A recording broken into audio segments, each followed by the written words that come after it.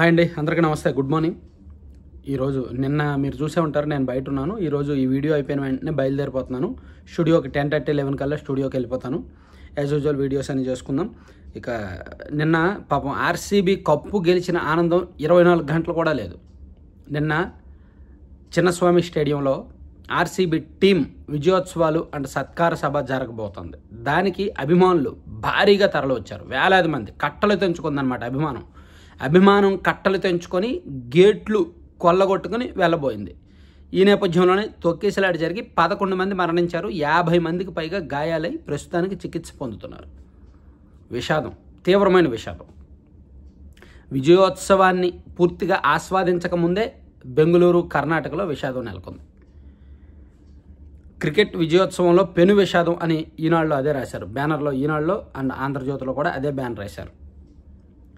RCB cup గెలవడంతో అభిమానుల్లో కట్టలు తెగిన ఉత్సాహం. బెంగళూరులో చిన్నస్వామి స్టేడియం వద్దకు చేరిన లక్షల మంది క్రికెట్ అభిమానులు. తీవ్ర తొక్కిసలాట, 11 మంది దుర్మరణం, 50 మందికి పైగా గాయాలు. మృతుల కుటుంబాలకు 10 లక్షల చొప్పున పరిహారం న్యాయ విచారణకు ఆదేశించిన సిద్ధరామయ్య సర్కారు. ఏం న్యాయ విచారణ జరిగితే ఏముందండి? అభిమానం కట్టలు తెంచుకుంది. 18 ఏళ్ల తర్వాత బెంగళూరు ఆర్సీబీ కప్పు గెలిచింది. నిజానికి ఐపీఎల్లో మొదటి నుంచి, ఐపీఎల్ ఫస్ట్ సీజన్ ఉన్నప్పటి నుంచి ఫేవరెట్ టీం ఏదంటే ఆర్సీబీ.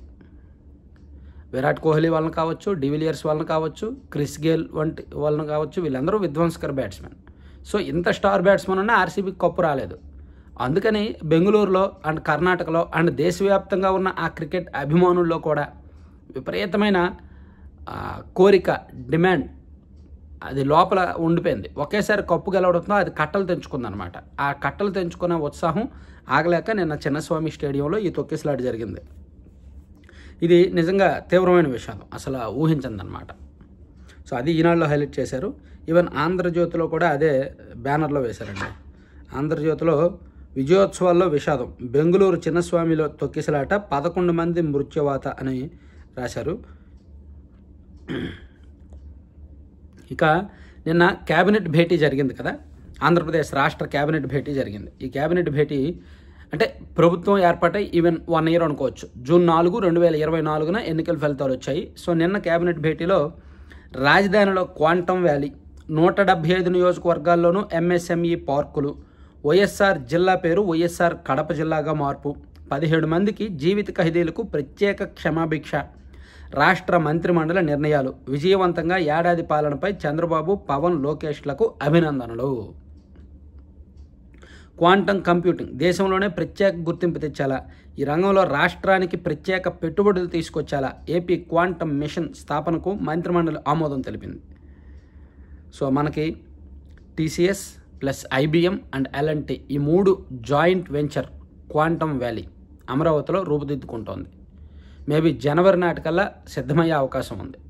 ఈ కోడ్ కంప్యూటింగ్తో మామూలుగా రెగ్యులర్ కంప్యూటర్లో మనం 24 గంటల్లో చేసేది ఈ క్వాంటమ్ కంప్యూటర్ డెవలప్ అయిన తర్వాత జస్ట్ 10 నిమిషాల నుంచి 20 నిమిషాల్లో కంప్లీట్ చేసేయచ్చు. సో అత్యధిక వేగం అన్నమాట. క్వాంటమ్ వ్యాలీ స్థాపించి ఐఐటి మద్రాస్, టీసీఎస్, ఐబిఎం వంటి సంస్థలతో కలిసి పనిచేసి అంతర్జాతీయ పరిశోధకులను ఆకర్షించి అంతర్జాతీయ పెట్టుబడులు రాష్ట్రానికి తీసుకురావాలనేది లక్ష్యం. క్వాంటమ్ వ్యాలీ అభివృద్ధికి సిఆర్డీఏ ద్వారా 50 ఎకరాలు కేటాయించారు. ఇక్కడ ఐబిఎం తమ 156 క్యూబిక్ క్వాంటమ్ సిస్టమ్ 2ని నెలకొల్పనుంది అని నిన్న మాట్లాడారు. దాంతోపాటు ప్రభుత్వం ఏర్పాటై 1 ఇయర్ కావడంతో అభినందనలు తెలుపుకొని అంతా బాగుంది. ప్లస్ ప్రత్యేకంగా 17 మంది జీవిత ఖైదీలకు క్షమాభిక్ష పెట్టడం కూడా ప్రత్యేకమైన అంశంగా చెప్పుకోవచ్చు. ఇక చంద్రబాబు గారు మంత్రులకు సున్నితంగా మరోసారి క్లాస్ స్పీకర్. రాష్ట్రంలో కొత్త తరహా నేరస్తులు తయారవుతున్నారు. వాళ్ళే నేరాలు చేసి వాళ్ళకే మద్దతు పలుకుతూ వాళ్ళ తరపున కులాలు అంటగడుతూ మాట్లాడుతున్నారు.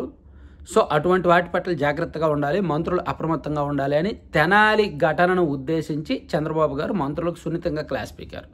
మీ జిల్లాల్లో, మీ నియోజకవర్గాల్లో ఏం జరుగుతుందనేది ఒక కంట కనిపెడుతూ ఉండండి. అక్కడ ఏం జరిగినా సరే సెన్సిటివ్ ఇష్యూ అయ్యే అవకాశం ఉంది. దాన్ని వైసీపీ రాజకీయంగా వాడుకునే అవకాశం ఉంది. సో మీరందరూ కూడా అలర్ట్గా ఉండి ఎప్పటికప్పుడు ప్రజల్లో జనాల్ని చైతన్యవంతులను చేయండి, జనంలో ఎక్కువగా తిరగండి, జనంతో ఇంటరాక్ట్ అవ్వండి అని సున్నితంగా కొంతమంది మంత్రులకు చంద్రబాబు గారు క్లాస్ స్పీకర్. ఇక నిన్న జనసేన పార్టీ కార్యాలయంలో వేడుకలు జరిగాయి. ప్రభుత్వం ఏర్పాటై 1 year అయిన కారణంగా రాక్షస పాలన విరగడై ప్రజాప్రభుత్వం ఏర్పడి ఏడాది. మంత్రి కందుల దుర్గేష్ జనసేన కార్యాలయంలో ఘనంగా వేడుకలు. మరో కీలకమైన అంశం అండి, 2027 ఫిబ్రవరిలో జన కులగణన. ఈ నెల 16న గెజిట్ నోటిఫికేషన్. కేంద్ర హోంశాఖ ప్రకటన. 13,000 కోట్ల వ్యయం అంచనా. జనగణన పూర్తయిన వెంటనే నియోజకవర్గాలు పునర్విభజన. ఎప్పుడో 2021లో జరగాల్సింది, కోవిడ్ కారణంగా వాయిదా పడింది. నిజానికి ఈపాటికే అయిపోవాలి, కానీ 2025 తర్వాత జరిగే జనగణన ఆధారంగానే నియోజకవర్గాలు పునర్విభజన చేపట్టాలి అనే చట్టం 2001లో లోక్సభలో ఆమోదించారు. కాబట్టి కొంచెం దాన్ని కాలయాపన చేస్తూ చివరికి 2026 అక్టోబర్ నుంచి మొదటి దశ హిమాచల్ ప్రదేశ్, ఉత్తరాఖండ్, జమ్మూ కాశ్మీర్, లడక్ అండ్ కేంద్రపాలిత ప్రాంతాలు వాటిలో 2026 అక్టోబర్ నుంచి మొదటి దశలో కులగణన జనగణన చేస్తారంట. 2027 మార్చి నుంచి ఇతర రాష్ట్రాల్లో కులగణన జనగణన చేస్తారంట. మొత్తానికి 2027 ఎండింగ్తో కులగణన మొత్తం పూర్తి చేసుకొని ఆ తర్వాత 2029 నాటికి నియోజకవర్గాల పునర్విభజన కూడా పూర్తి చేయాలనేది కేంద్ర ప్రభుత్వ లక్ష్యంగా కనిపిస్తోంది. ఇది ఒక గెజిట్ నోటిఫికేషను ఈ నెల 16వ తేదీన వస్తుంది అని ఇచ్చారు. అలాగే ఏడాదిలోనే అమరావతి పరుగులు.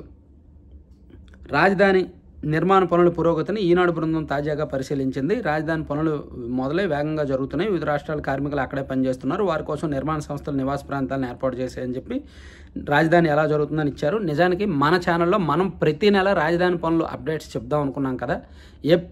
నేను మార్చి నెలలో చేశా, ఏప్రిల్ మేలో చేయలేదు, ఈ నెలలో ఇంకా చేయలేదు. ఈ నెల 8 లేదా 10వ తేదీన రాజధాని వీడియో చేస్తాను. ఈ నెల నుంచి రెగ్యులర్గా చేస్తాను. ఎందుకంటే మధ్యలో ఎందుకు చేయలేదంటే అక్కడ పనులు ఏమీ జరగట్లా. పనులు ఏమీ జరగకుండా నేను వెళ్ళి ప్రతీ నెల అదే చూపించలేను కదా. సో జస్ట్ వర్క్స్ స్పీడప్ అయ్యి ఒక 15 రోజులైంది. అందుకే నేను గడిచిన 2 నెలల్లో రాజధాని పనుల మీద వీడియోస్ చేయలే. నేను యాక్చువల్లీ ప్రతీ నెల చేద్దాం అనుకున్నా. ఈ నెల నుంచి ప్రతీ నెల చేద్దాం. సో ఇప్పుడు నేను ఈ నెల 8 లేదా 10వ తేదీ ఈ మధ్యలో నేను రాజధాని వెళ్ళి ఆ పనులు చూసి తీరు పరిశీలించి వీడియో చేస్తాను. అప్పటి నుంచి ప్రతి నెల ఫస్ట్ వీక్లో ఎప్పుడో ఒకసారి అమరావతి పనులు మనం ప్రత్యక్షంగా చూసి అప్డేట్స్ ఏంటనేది చెప్పుకుందాం. ఇక ఈనాడులో నిన్న అమరావతి పరుగులు. ఏడాదిలోనే అమరావతి పరుగులు వేగం పుంజుకున్న రాజధాని నిర్మాణం. ఇప్పటికే 50,000 కోట్లకు పైగా పనులకు టెండర్ల ఖరారు అని ఇచ్చారనమాట. ఇక 850 కోట్లతో విజయవాడ రైల్వే స్టేషన్ అభివృద్ధి ఆధునీకరించేందుకు నీతి ఆయోగ్ ఆమోదం. వామ్మో, విజయవాడ రైల్వే స్టేషన్ అభివృద్ధికి 850 కోట్లు కేంద్రం ఇచ్చిందంటండి, మామూలు కాదు. విజయవాడ రైల్వే స్టేషన్ ఒక భారీ, దాదాపుగా గంటకు 9,120 మంది ప్రయాణికులు ఈ రైల్వే స్టేషన్ నుంచి రాకపోకలు సాగిస్తున్నారు. సో దీనికి ప్రస్తుతం 1,14,000 మంది ఈ రైల్వే స్టేషన్ నుంచి రాకపోకలు సాగిస్తున్నారు. భవిష్యత్తులో రోజుకి 2 నుంచి 2.5 లక్షల మంది రాకపోకలు సాగించే అవకాశం ఉంది. కాబట్టి 850 కోట్లతో విజయవాడ రైల్వే స్టేషన్ అభివృద్ధి చేస్తున్నారంట. ఆ పక్కనే అమరావతిలో కూడా రైల్వే స్టేషన్ అంటున్నారు. విజయవాడ నుంచి ఒక 30 కిలోమీటర్ల అమరావతి రైల్వే స్టేషన్ ఉంటుంది. దానికి కూడా ఒక 1000 కోట్లు 1,500 కోట్లు పెడతారు. అది కూడా ఒక భారీ 10 ఎకరాల్లో నిర్మిస్తున్నారు అని చెప్తున్నారు.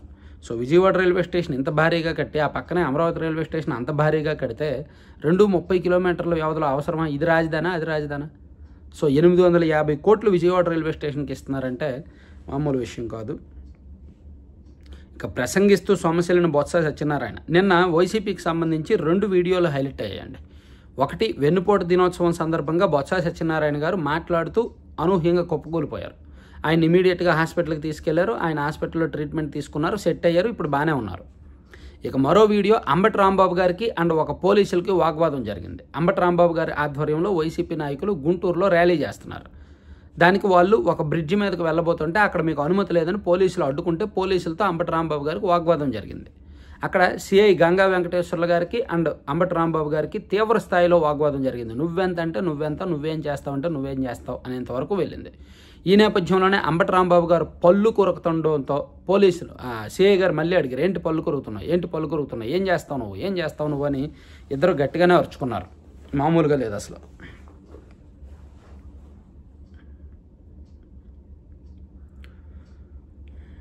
సో పోలీసులపై నోరు పారేసుకున్న అంబటి ధీటుగా బదులిచ్చిన సిఐ అని ఈనాడులో రాశారనమాట.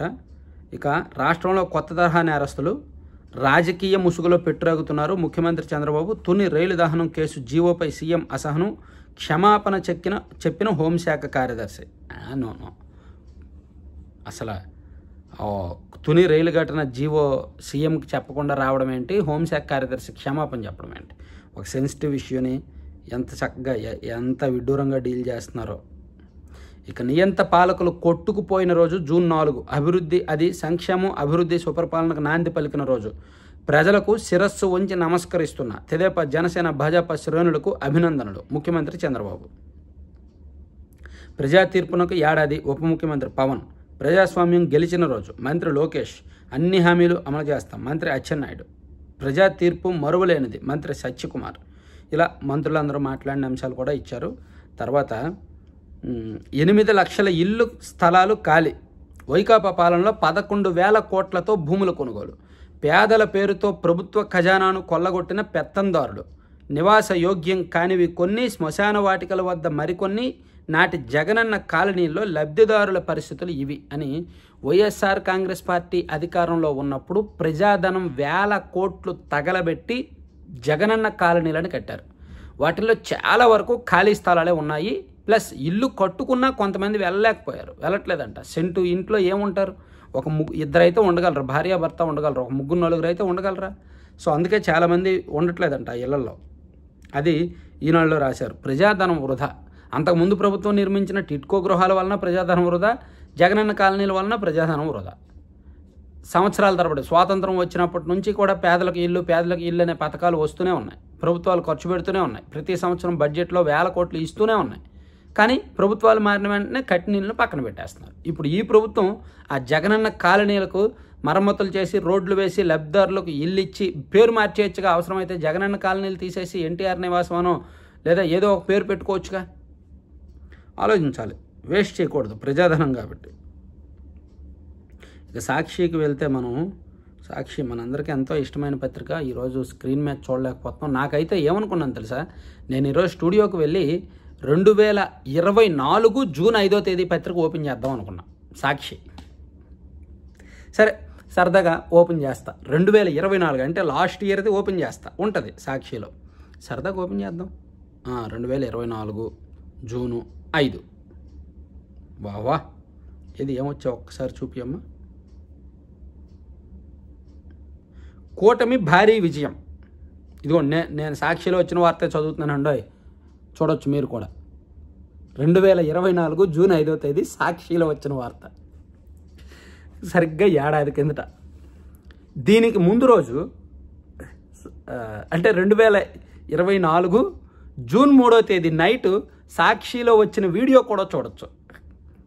కొట్టండి డప్పులు, పెట్టండి జేజల్లో ఏవో అదేదో ప్రాస ఈశ్వర్ గారు వచ్చారు. అది ఇప్పటికీ కూడా మనం వినొచ్చు. ఆయనను పక్కన కేఎస్ ప్రసాద్ గారు ఇద్దరు డిబేట్ మాట్లాడుకుంటారు. ఏం సార్ జూన్ 9వ తేదీ చేసేయచ్చు అంటారా? నేను కనుక్కున్నానండి, జూన్ 9 కాదు జూన్ 11 బాగుందన్నారని ఒక ఆయన. వాళ్ళిద్దరు మాట్లాడుకున్నది. ఈయనేమో ఒక ప్రాస, కొట్టండి డప్పులు, పెట్టండి జేజేలు, పెట్టండి డీజేలు అని ఏదో చెప్పాడు ఆయన. అప్పుడప్పుడు అది వినండి, అది ఒక గుళిక, ఆనంద గుళిక. ఇదిగోండి, కూటమి భారీ విజయం. మొత్తం 164 స్థానాల్లో ఎన్డీఏ అనూహ్య గెలుపు. సాక్షిలో వచ్చిందే చదువుతున్నా. కాకపోతే ఒక్క అంకె మారింది. 2025 2024 వచ్చింది. ఇవాళకి సాక్షి పాత పేపర్ చదువుదాం ఈ రోజుకి సరదాగా. 11 అసెంబ్లీ 4 పార్లమెంటు స్థానాలతో సరిపెట్టుకున్న వైఎస్ఆర్సీపీ. టీడీపీ 16, బీజేపీ 3, జనసేన 2 స్థానాలతో కూటమికి 21 లోక్సభ సీట్లు. సెఫాలజిస్టులు, సర్వే సంస్థలు ఎవ్వరి అంచనాలకు అందని ఫలితం. ఈ ఫలితాలు విస్మయం కలిగించాయన్న ముఖ్యమంత్రి జగన్. టీడీపీ అధ్యక్షుడు చంద్రబాబు, జనసేన అధినేత పవన్ కళ్యాణ్ భేటీ. ప్రభుత్వ కూర్పు, ప్రమాణ స్వీకార తేదీపై చర్చ. విజయ సంకేతం చూపుతున్న టీడీపీ జనసేన అధ్యక్షులు చంద్రబాబు, పవన్ కళ్యాణ్. వాహ్ వాహ్, కిక్కు కదా ఇటువంటి వార్తలు సాక్షిలో.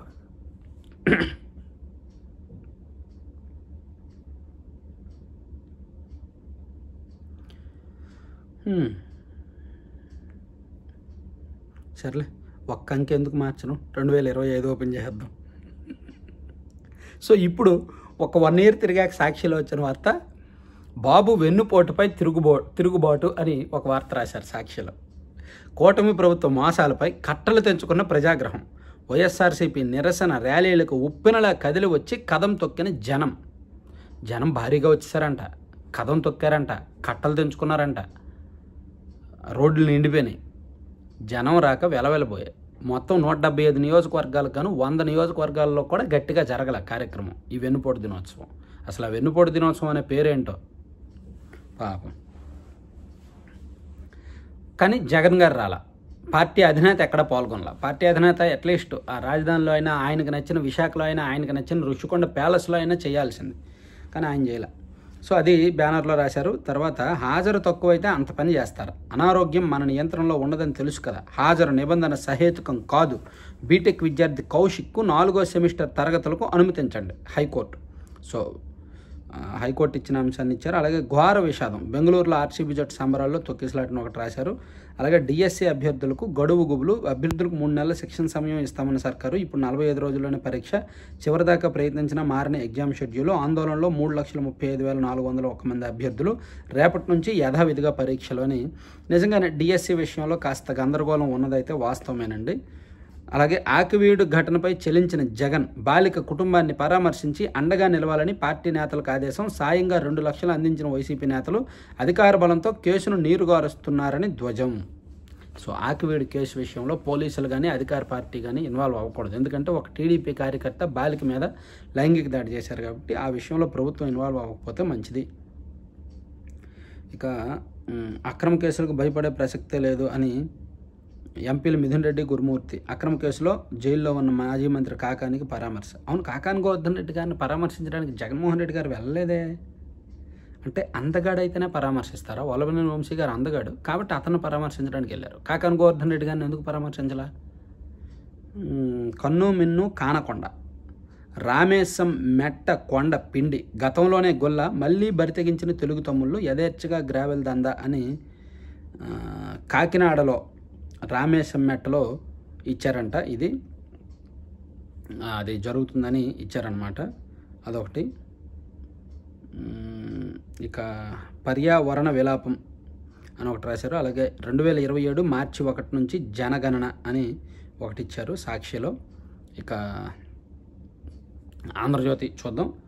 ఆంధ్రజ్యోతిలో చూసుకుంటే మద్యం ముడుపులతో ఓట్ల కొనుగోలు, వైసీపీ ఎంపీ అభ్యర్థులకు లిక్కర్ కమిషన్ సొమ్ములు, సిట్ దర్యాప్తులో వెలుగులోకి కీలక విషయాలు, 2 అభ్యర్థులకు ముడుపులపై కీలక ఆధారాలు, హైదరాబాద్ నుంచి సూర్యాపేట దాకా తరలింపు, అక్కడి నుంచి కారుల్లో మార్చి నియోజకవర్గాలకు తెచ్చి ఇచ్చింది రాజ్ కసిరెడ్డి డ్రైవర్ సహాయకుడు, తీసుకున్నది ఒక ఎంపీ అభ్యర్థి గన్మెను, మరో అభ్యర్థి డ్రైవరు, వారి నుంచి వివరాలు రాబెట్టిన సిట్టు, ఈసీకి పట్టుబడ్డ 8 కోట్లు కూడా ఈ ఖాతాలోవే, ఆ 2 నేతలను విచారణకు పిలిచే అవకాశం చచ్చింది. ఓహోహో, ఇది ఉంది కదా, ఈ మద్యం స్కామ్లో డబ్బులు ఉన్నాయి కదా, అవంట ఎన్నికల్లో ఎంపీలుగా పోటీ చేసిన అభ్యర్థులకు పంచిపెట్టారంట, ఓటర్లకు పంచిపెట్టమని పార్టీ నుంచి వచ్చాయంట ఆ ఫండింగ్. చాలా స్ట్రాంగ్గా రాశారు. తర్వాత కల్తీ నెయ్యి కేసులో కీలక మలుపు వచ్చిందండి. తిరుమలలో కల్తీ నెయ్యి ఘటన విచారిస్తోంది కదా సిట్ బృందం. సో దానిలో వైవి సుబ్బారెడ్డి గారి పిఏని విచారణకు పిలిచారంట. టీటీడీ మాజీ చైర్మన్ వ్యవహారాల్లో అప్పన్నదే కీలక పాత్ర, తిరుపతిలో విచారిస్తున్న సిబిఐ, మరో 2 ముఖ్యులకు నోటీసులు. అది కీలకమైన అప్డేటు. తర్వాత సార్ @బెంగళూరు, వెన్నుపోటు దినం నిరసనలకు పిలుపిచ్చి జగన్ డుమ్మ, అధ్యక్షుడి తీరుపై పార్టీ నేతల్లో అసహనం, వైసీపీకే జగన్ వెన్నుపోటు అంటూ ఆగ్రహం, జిల్లాల్లో నిరసన ప్రభావం అంతంతే. నిజమే, ఎక్కడ పెద్దగా నిరసనలు ఏమీ లేవు, అంత ఎఫెక్ట్ అయితే ఏమీ లేదన్నమాట.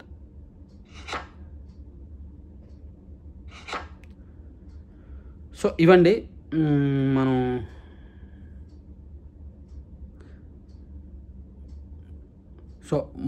మొత్తం 3 పత్రికల్లో వచ్చిన అంశాలు ఆల్మోస్ట్ అన్నీ చెప్పేశాను. సో మరిన్ని కీలకమైన అంశాలతో నెక్స్ట్ కలుద్దాం. మ్యాక్సిమం నేను న్యూస్ పేపర్ వీడియోని ఒకటి లేట్ చేయడానికి చూడను, అండ్ ఎక్కడున్నా సరే ఇన్ టైం ఇవ్వడానికే చూస్తాను.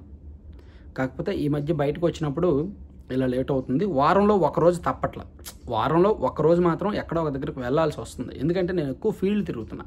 ఫీల్డ్ కూడా ఎందుకు, మన ఛానల్ పర్పస్ ఏమైనా గ్రౌండ్ రిపోర్ట్స్ కోసమో, నియోజకవర్గాల్లో జరుగుతున్న అంశాల కోసమో, ఎవరినైనా కలవడం కోసం దాని మీదే తిరుగుతున్నా. నేను నెక్స్ట్ జూలై నుంచి కూడా మ్యాక్సిమం గ్రౌండ్ వర్క్కి వెళ్ళిపోదామని అనుకుంటున్నా. అంటే మ్యాక్సిమం గ్రౌండ్ రిపోర్ట్స్ వీడియోస్ చేద్దామని అనుకుంటున్నాను. మైక్ ఒకటి పట్టుకొని జనంలోకి వెళ్ళిపోయి నియోజకవర్గాల వారీగా సమస్యలు కావచ్చు. నిజానికి నాకు ఒక టీం కూడా తీసుకోవాలి. నేను ఎప్పటి నుంచో అనుకుంటున్నా మనకి రాష్ట్రం మొత్తం మీద జిల్లాల వారీగా మన ఛానల్ తరపున ప్రతినిధులు ఉండాలి అని. కానీ నాకు సరైన వాళ్ళు దొరుకుతున్నారు. మన ఛానల్ రెగ్యులర్గా చూసే వాళ్ళు దొరుకుతున్నారు. కానీ ఆ స్టఫ్ ఉండి, ఆ కంటెంట్ ఉండి, ఆ ఐడియాలజీ మ్యాచ్ అయ్యే వాళ్ళు దొరకట్లేదు. వాళ్ళు దొరికితే మన టీం పెద్ద చేస్తే వేరేలా ఉంటుంది.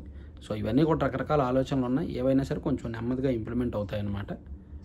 సో రోజు చూస్తున్న వాళ్ళకి, చివరి వరకు చూస్తున్న వాళ్ళకి అందరికీ కూడా ధన్యవాదాలు. Thank you.